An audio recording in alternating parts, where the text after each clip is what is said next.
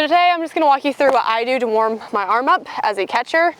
Right now I'm just doing some wrist flicks, not moving my arm, literally just flicking my wrist. We do this in like 8U.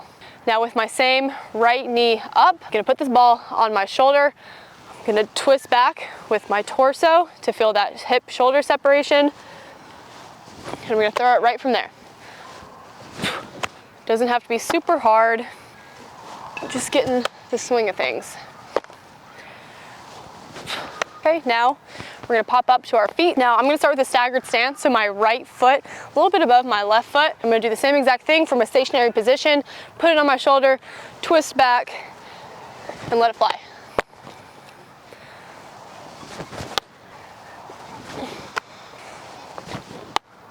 So now I'm gonna flip my feet, point my front hip at my target.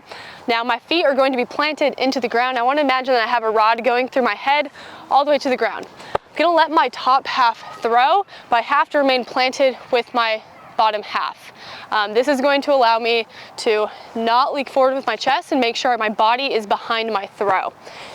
So it looks like this, and I'm seat belting to my left front hip.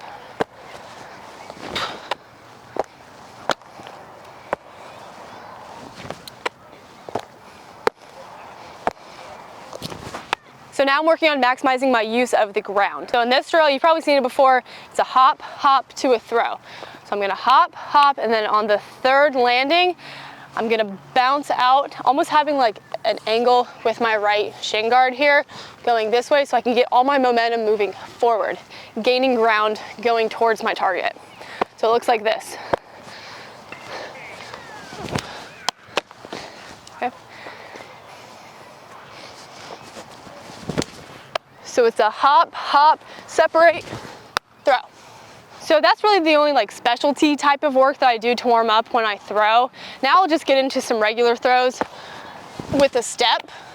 So no matter what one we're throwing, we should use that as a time to practice our transfers, letting the ball get super deep and transferring at our center line and separating like this. Just a way to kind of knock out two birds with one stone.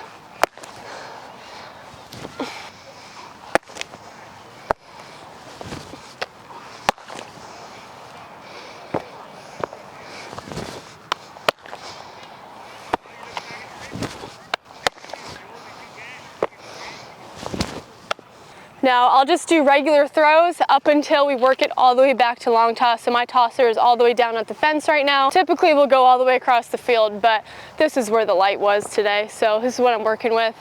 So I'm just launching it up and I'm coming over and touching the ground over here. Now you can also double plays at the plate when you're working long toss too, waiting for that ball to come in and making a tag, but that's for another video, okay? So just getting it nice, loosey-goosey, stretching over our left front hip. I can't see the ball, that was scary.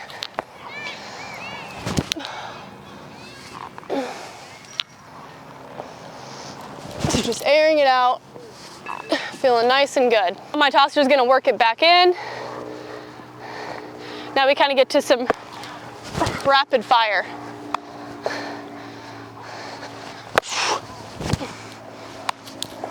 So redirecting the ball super fast.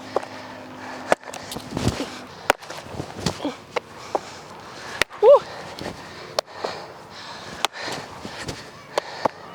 My tosser, aka my dad, is gonna work on creating some good backspin on the ball so he can hit me in the chest.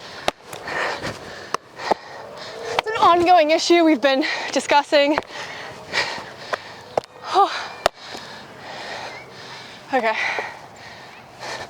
And yeah, that's about it. That's what I do to get warm. Some key things to talk about when we're throwing is keeping our front left shoulder locked in on our target, wherever our target may be, and then maintaining the scap load. So we should be able to see our back right shoulder, left shoulder if you're a lefty, poking out from the side if you're looking at us from like a pitcher's perspective. This is going to help us maintain keeping our top closed while our hips open up. That's going to create tons of stretch. So think about as I stride out and start to open up my hips right here, my top half is remaining closed. From my front hip to my back shoulder, I should be feeling tons of stretch. And that's what's gonna create that rubber band effect. So when we come through and actually throw, we're gonna throw so hard